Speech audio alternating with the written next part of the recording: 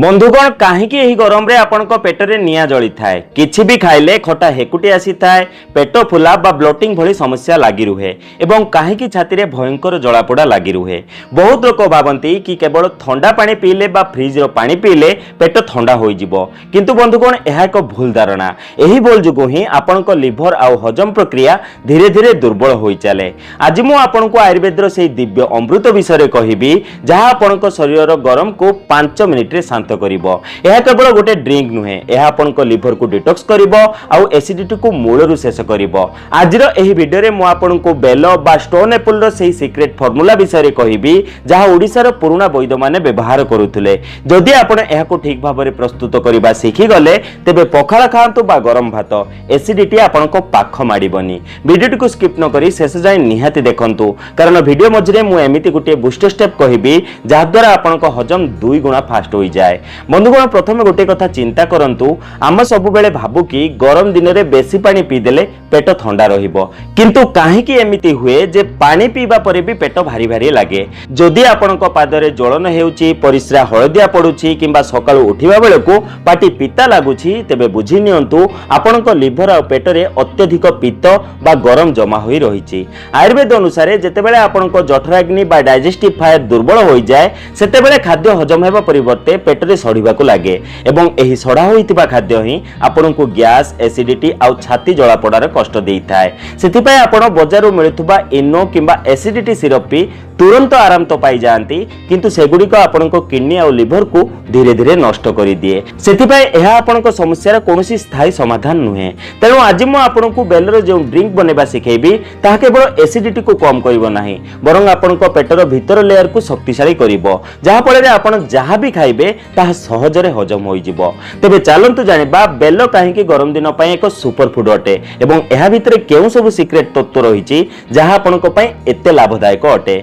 बंधुगण आपण जानि आश्चर्य हेबे कि आयुर्वेद रे बेल को श्रीफल कहा जाए। यार अर्थ हेउची एक एमिति फल जहा शरीर सब दोष को दूर करिथाए। बेलर स्वभाव अति मात्रा रे शीतल बा कूलिंग अटे। जेतेबेले हमर लिभर अत्यधिक गरम होई जाए सेतेबेले एहा हम शरीर रे बाइल जोश बा पित्तर मात्रा बढ़ाई दिए, आउ सेइथि पई ही आपण को भयंकर एसिडिटी भली समस्या भोगिबाकू पड़िथाए। साइंस अनुसार बेलरे थिबा लैक्जेटिव रो प्रभाव आपण को अंतनली बा इंटेस्टाइन को संपूर्ण सफा करि दिए। एथुरु मिलुथुबा फेरोनिया गम आपनक पेट भितर लेयर रे एक प्रतिरक्षा कवच बनै थाए, जहा फଳରେ लंका किंबा मसला युक्त खाद्य खाइले भी आपनकू जलापोड़ा अनुभव हुए नाही। सेथिपई जदि आपण केवल गोटे ग्लास बेलपणा ठीक उपाय रे पीबे तेबे एहा आपनक पेट भितरे गोटे नेचुरल एसी भली काम करिथाए। किंतु मने रखंतु बाजार रे मिलुथुबा केमिकल युक्त बेल जूस पीले किछि लाभ मिलिबो नाही। सेथिपई एबे आमे सिखिबा सेही पुराना वैद्य प्रणाली जाहाको फॉलो करी आपण घरे एही मैजिक ड्रिंक प्रस्तुत करि परिबे। हेले मने रखंतु एहार प्रस्तुति समय रे एमिति गुटे सीक्रेट जिनिस मिसा जाय जहा विषय 90% लोक जानते नाही।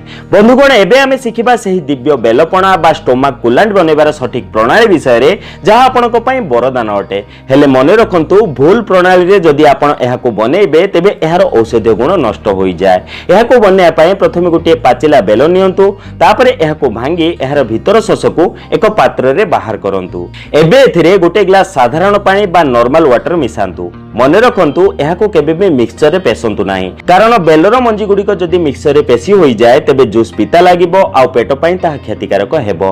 तेनो निज हाथ रे एहाको भलो भाबे चकुटी दियंतु। भलो भाबे चकुटीबा परे एहाको एक स्ट्रेनर बा छांकिणी सहाय्य रे छाणी नियंतु, जहा फଳରେ मंजी आउ अन्य अदरकारी अंश जेमिति अलगा होई जिवो। एबे जानिबा आजिर सबुठु सीक्रेट स्टेप जेउथिरे आमे चीनी रो प्रयोग एथिरे करिबा नाही, कारण चीनी शरीर रे गरम बढ़ी थाए। एहा परिवर्ते आमे एथिरे व्यवहार करिबा मिश्री बा रॉक कैंडी।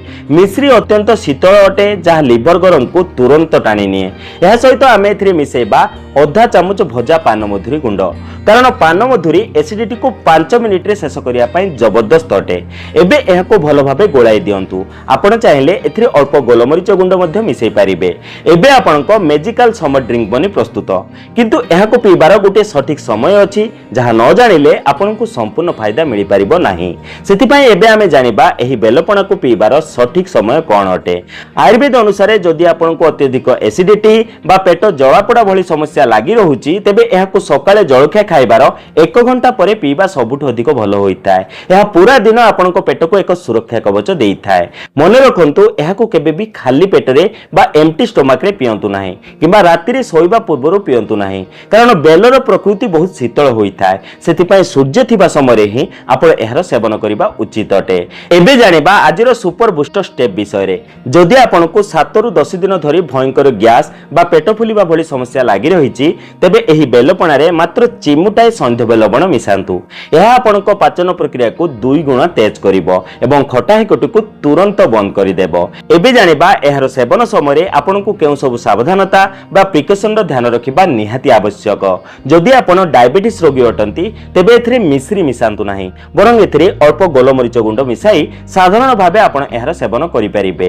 बंधुगण एही घरोई उपचार को लगातार 7 दिन व्यवहार करी देखंतु, तापरे आपण निजे अनुभव करिवे कि आपणक शरीर केमिति भितरु ठंडा रहुची आ एसिडिटी कुआडे गायब होई जाईछि। जदि आजिर एही वीडियो आपणको भलो लागिछि तेबे गोटे लाइक निहाती करंतु। जदि आपणकर आउ किछि समस्या अछि तेबे कमेंट करी निश्चय जणांतु। ता सहित जानिबा कथा परिवारर सदस्य हेबा पई चैनल को सब्सक्राइब निहाती करंतु। सुस्थ रुहंतु, सुखी रुहंतु। धन्यवाद।